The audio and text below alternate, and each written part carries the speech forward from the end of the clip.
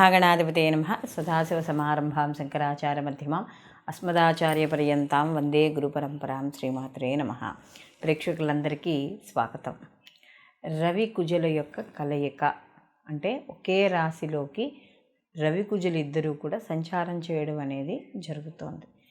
ఇది మనకి ఏదైతే ఫిబ్రవరి 5వ తారీఖు వరకు కుజుడు మనకి ధనుస్సు రాశిలో ఉండి తదనంతరం మకరంలోకి ఈయన ప్రవేశించడం అనేది జరుగుతుంది. ఈ మకరంలో ప్రవేశించడం అనేది కుజుడికి ఆ యొక్క స్థితి ఏదైతే ఉందో, ఆ యొక్క స్థానం ఏదైతే ఉందో అది ఉచ్చస్థితిగా చెప్పవచ్చు. అయితే కుజుడికి అక్కడ శనికి ఇద్దరూ కూడా శత్రువులు, మిత్రక్షేత్రం అయితే ఏమీ కాదు. ఇదే సమయంలో అక్కడ ఆల్రెడీ రవి సంచరిస్తూనే ఉన్నాడు మకరంలో. అయితే ఇక్కడ రవి కుజులు ఇద్దరూ కూడా మనకి మకర రాశిలో సంచారం చేయడం అనేది జరుగుతోంది. సహజంగా రవి కుజులు ఇద్దరూ కూడా మిత్రులైన కుజుడికి ఉచ్చక్షేత్రం అయినా కూడా మనకి అక్కడ చూసుకున్నప్పుడు రవి కుజులు ఇద్దరికీ కూడా మనకి ఒకే నక్షత్రంలో ఏమీ ఇద్దరూ సంచారం చేయడం అనేది జరగట్లా, విడివిడిగానే ఉన్నారు మనకి. కానీ ఒకే రాశిలో అంటే వాళ్ళకి ఇప్పుడు కుజుడు వేరే నక్షత్రంలో సంచారం చేస్తుంటే రవి వేరే నక్షత్రంలో సంచారం చేయడం అనేది జరుగుతుంది. కానీ ఇద్దరూ ఒకే నక్షత్రం మీద అయితే సంచారం అనేది జరగట్లేదు, కానీ ఒకే రాశిలో ఉన్నారు, శత్రుక్షేత్రంలో ఉన్నారు. కాబట్టి కాస్త ఫలితాలు ఎలా ఉంటాయనేది తెలుసుకునే ముందర అసలు కారకత్వాలు కానీ చూసుకుంటే రవి ఆత్మకారకుడు, అంటే తండ్రికి సంబంధించిన వాడు.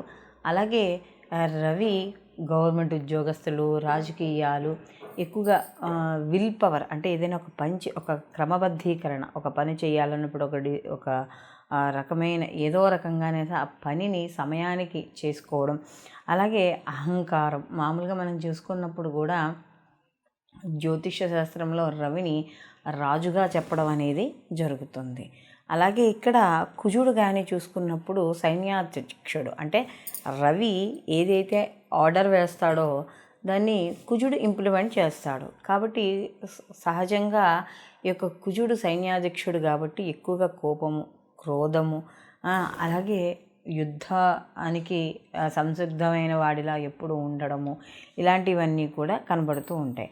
అలాగే ఈ రెండూ కూడా మనం చూసుకున్నప్పుడు ఈ యొక్క రవి కుజులు ఇద్దరూ కూడా అగ్నితత్వానికి సంబంధించిన వాళ్ళు. అంటే ఇద్దరూ కూడా చాలా వేడిగా, అంటే అగ్నితత్వానికి సంబంధించినప్పుడు ఎలా ఉంటాయంటే ఎప్పుడు కూడా ఒక అహంకారం, ఒక దర్పము ఇలా ఉండడం అనేది జరుగుతుంది.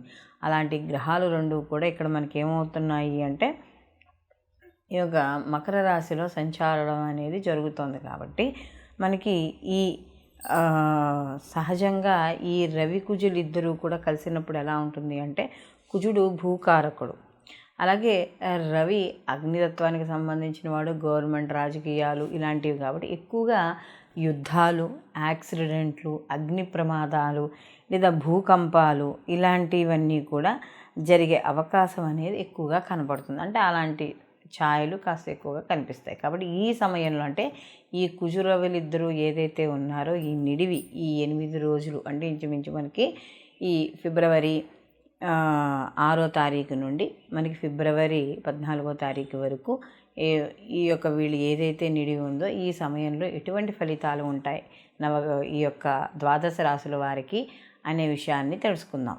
కర్కాటక రాశి వాళ్ళకి చూసుకుంటున్నప్పుడు ఇక్కడ మనకి 7వ స్థానంలో ఈ రవి కుజుల యొక్క కలయిక అనేది జరుగుతోంది. ఎప్పుడైతే 7వ స్థానంలో రవి కుజుల యొక్క కలయిక అనేది జరుగుతోందో వీళ్ళకి మంచి విషయాలుగా చెప్పుకోవాలనుకుంటే వీళ్ళకి లాభాలు అనేవి వ్యాపారపరంగా అనుకూలంగానే ఉంటుంది, ఇబ్బంది ఏమీ లేదు. ఎందుకంటే కుజుడు ఉచ్చ స్థానంలో ఉన్నాడు కాబట్టి వీళ్ళకి వ్యాపారపరంగా ఏవైతే ఉన్నాయో అలాంటి విషయాల్లో అనుకూలించడం అనేది జరుగుతుంది. అలాగే ముఖ్యంగా భాగస్వామి వ్యాపారం చేసే వాళ్ళకు కూడా అనుకూలంగా ఉండడం అనేది జరుగుతుంది. సమాజపరంగా అంటే 7వ స్థానం అనేటప్పుడు సమాజపరంగా కూడా మనకు కనబడుతోంది. కాబట్టి ఇక్కడ కాస్త కీర్తి గౌరవాలు ఇలాంటివి కూడా వీళ్ళకి లభించడం అనేది జరుగుతుంది. అయితే ఇక్కడ కుజుడు కానీ మనం చూసుకున్నప్పుడు రవులిద్దరు వివాహం కాని వాళ్ళకి కాస్త ఆలస్యం అయ్యే విషయాలు ఎక్కువగా కనబడుతున్నాయి. అలాగే జీవిత భాగస్వామి విషయాల్లోనూ వాటిలో కూడా చిన్న చిన్న మనస్పర్ధలు కానీ లేదా వాళ్ళతో మాట్లాడేటప్పుడు కానీ వ్యవహారపరంగా కానీ జాగ్రత్త అనేది తప్పనిసరిగా తీసుకోవాలి. అలాగే ముఖ్యంగా ఇక్కడ సప్తమ స్థానము అని మనం చెప్పుకునేటప్పటికీ మనకి ఈ సంతానపరంగా కూడా కాస్త సంతానపరంగాను భాగస్వామి పరంగా కూడా వాళ్ళకి ఏవో అనారోగ్య సమస్యలు కాస్త మిమ్మల్ని కలవరపెట్టడం అనేది జరుగుతుంది. కాస్త నిరుత్సాహం అంటే కాస్త ఏ పని చేద్దామన్నా కొద్దిగా మధ్య మధ్యలో నిరుత్సాహం అనేది వీళ్ళకి ఏర్పడడం అనేది ఉంటుంది. అయితే ఇక్కడ కుజుడు ఉచ్చస్థానంలో ఉన్నాడు కాబట్టి ఎంతైనా ఒక గ్రహం తన ఉచ్చక్షేత్రంలో ఉన్నప్పుడు అది శత్రుక్షేత్రమైనా కూడా ఎక్కువగా శుభ ఫలితాలను ఇవ్వడం అనేదే జరుగుతుంది. కాబట్టి సప్తమ స్థానంలో ఉన్నా కూడా కాస్త వీళ్ళకి ఎలా అంటే వీళ్ళ లోపల అంటే కొంత చెడు ఫలితాలు అంటే ఇప్పుడు ఇంట్లో కుటుంబ సభ్యులు ఉన్నారు, కుటుంబ సభ్యులతో ఏదో ఒక కలహం వస్తుంది, గొడవ వస్తుంది. కానీ బయటికి వెళితే మాత్రం వాడు చేసే వృత్తి ఉద్యోగ వ్యాపారాల్లో మాత్రం కాస్త అనుకూలంగా ఉండడం అనేది జరుగుతుంది. అలాగే ఎవరైనా కళత్ర స్థానం అంటే ఈ భార్య పరంగా కానీ భర్త పరంగా కానీ చిన్న చిన్న అభిప్రాయ భేదాలు అనేవి వస్తాయి. కాబట్టి అలాంటి విషయాల్లో కొద్దిగా జాగ్రత్త అనేది తీసుకోవాలి. మిగిలిన విషయాలు అంటే ఆర్థిక పరంగా చూసుకుంటే మాత్రం ఈ యొక్క కర్కాటక రాశి వాళ్ళకి అనుకూలంగా ఉండడం అనేది జరుగుతోంది. కాబట్టి ఎక్కువగా వ్యాపారపరంగా లాభాలు పొందడం అనేది జరుగుతుంది. కాబట్టి ఉత్సాహపరంగానే ఉండడం అనేది కూడా జరుగుతుంది. అయితే ఇక్కడ ఈ ఏదైతే సప్తమ స్థానంలో ఈ రవి కుజుల యొక్క కలయిక ఉందో అందులో శని యొక్క స్థానంలో జరుగుతోందో శత్రుక్షేత్రంలో అధర్మంగా ఏవైనా చేసే పనులు ఉంటే మాత్రం అవి అసలు కంప్లీట్ అవ్వడం అంటూ ఉండదు.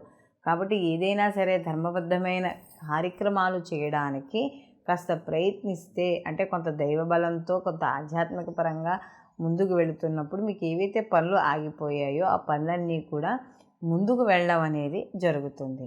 ఈ కర్కాటక రాశి వారు ఈ రవి కుజుల యొక్క కలయిక సమయం ఏదైతే ఉందో ఈ సమయంలో వీళ్ళు తప్పనిసరిగా ఈ యొక్క సుబ్రహ్మణ్య ఆరాధన కానీ సుబ్రహ్మణ్య కరావలంబ స్తోత్రం కానీ లేదా ప్రతిరోజు కూడా సుబ్రహ్మణ్య స్వామి గుడికి వెళ్ళి దర్శనం చేసుకోవడం కానీ లేదా ప్రతి మంగళవారము కూడా నియమాలు పాటించడం అక్కడ సుబ్రహ్మణ్య స్వామి దగ్గర దీపారాధన చేయడం ఇలాంటివన్నీ కూడా మీకు ఎంతో శుభ ఫలితాలను ఇవ్వడం అనేది జరుగుతుంది.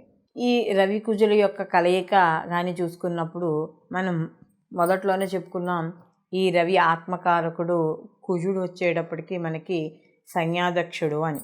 సహజంగా ఈ సమయంలో జరిగే ప్రకృతి వైపరీత్యాలు కొన్ని జరుగుతూ ఉంటాయి. అలాగే సహజంగా మానవ తప్పిదాలతో జరిగే ఇబ్బందులు పొరపాట్లు కూడా జరుగుతూ ఉంటాయి అందులో శత్రుక్షేత్రంలో కాబట్టి. అయితే ఇవి గోచార ఫలితాలుగా మనం తీసుకోవడం అనేది జరుగుతుంది. అంటే మనకి ఈ గ్రహాల ప్రస్తుతం ఏవైతే గ్రహాలు ఉన్నాయో ఆ గ్రహాల యొక్క స్థితిని బట్టి మనం చెప్పుకునే ఫలితాలు గోచార ఫలితాలు.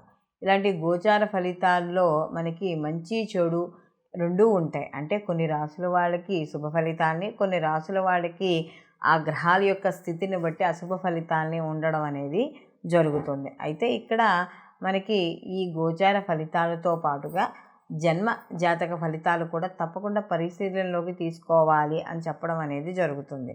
ఎందుకంటే మనకి ఈ గోచార ఫలితాలు కేవలం మనకి ఏదైనా కొంతవరకు సూచన ఇవ్వడం అనేది జరుగుతుంది. అంటే ఈ సమయంలో ఈ పని చెయ్యి, ఈ సమయంలో ఈ పని చెయ్యొద్దు, దీనివల్ల నష్టం జరుగుతుంది, దీనివల్ల లాభం జరుగుతుంది అని గోచార ఫలితాలు కానీ జన్మజాతక ఫలితాలు కానీ చెప్పేది ఒకటే. అయితే ఇక్కడ గోచార ఫలితాలతో పాటుగా జన్మజాతక ఫలితాలు అనేవి తప్పనిసరిగా పరిశీలనలోకి తీసుకోవాలి. ఎందుకంటే ఇక్కడ మనకి ప్రభావం అనేది గోచారంతో పాటుగా జన్మజాతక ఫలితాల్లో కూడా ఉంటుంది. అంటే వాళ్ళకి జరిగే మహర్దశలు కావచ్చు, అంతర్దశలు కావచ్చు, ప్రత్యంతర్దశలు కావచ్చు, ఈ వీటితో పాటుగా కొంత కర్మ ఫలితం కూడా మన మీద ఉండడం అనేది జరుగుతుంది. కాబట్టి ఇక్కడ ఈ మనకి ఇప్పుడు మనం చెప్పుకునే రవి కుజుల యొక్క కలయిక వల్ల అనేది కొన్ని రాశుల వాళ్ళకి శుభ ఫలితాలు, కొన్ని రాశుల వాళ్ళకి మిశ్రమ ఫలితాలు, కొన్ని రాశుల వాళ్ళకి అశుభ ఫలితాలు ఉండడం అనేది జరిగింది. కాబట్టి వీళ్ళందరూ కూడా అంటే కామన్గా చూస్తున్నప్పుడు ఈ రవి అనేది మనకి ఆరోగ్య ప్రదాత. అలాగే మనకి ఈ యొక్క గవర్నమెంట్ ఉద్యోగాలు కావచ్చు, రాజకీయ నాయకులు కావచ్చు, ఏదైనా సరే ముఖ్యంగా మెయిన్ కాన్సెప్ట్ తీసుకున్నప్పుడు ఆరోగ్యకారకుడు. అలాగే కుజుడు కూడా కొంత తన యొక్క ఏదైతే ఈ యొక్క యుద్ధ రంగానికి దీనికి దానికి సంబంధించిన వాడు, దానికి సంబంధించిన వాడు. కాబట్టి ఇలాంటి గ్రహాలు, ఈ 2 గ్రహాల యొక్క కలయిక వల్ల కూడా కొంత చిన్న చిన్న ఇబ్బందులు అనేవి ఏర్పడతాయి. అంటే ఈ ఏదైతే కుజుడికి సంబంధించిన భూముల్లో వ్యాపారాలు కానీ ఇలాంటివి చేసే వాళ్ళందరికీ కూడా కొంత కలిసి రావడం, అంటే ఉచ్చస్థితే కదా, కొద్దిగా కలిసి రావడం అనేది జరుగుతుంది. కాబట్టి మనము ఈ గోచార ఫలితాలతో పాటు జన్మజాతక ఫలితాలు కూడా అందుకనే పూర్తిగా ఎప్పుడైతే తెలుస్తాయో దాన్ని బట్టి మనకి శుభ ఫలితాలు, అంటే ఆ వ్యక్తి జాతకస్తుడు ఎవరైతే ఉన్నాడో ఆ జాతకస్తుడు ఆ సంపూర్ణ ఫలితాన్ని పొందడం. అందులోనూ ఇండివిజువల్ జాతకం చూపించుకున్నప్పుడు ఏమవుతుంది అంటే ఈ గోచారము మరియు ఈ యొక్క జన్మజాతకము 2 క్లబ్ చేసి చూడడం వల్ల జ్యోతిష్యుడు మీకు కరెక్ట్ రెమెడీ చెప్పడం అనేది జరుగుతుంది. అంటే కరెక్ట్గా పరిష్కార మార్గాలు చెప్పడం ద్వారా మీరు ఏవైతే ప్రయత్నాలు చేస్తున్నారో కార్యక్రమాల కోసం అవన్నీ సరియైన సమయానికి మీరు పొందడం అనేది జరుగుతుంది. సర్వేజన సుఖినో భవంతు, లోకా సంస్థ సుఖినో భవంతు.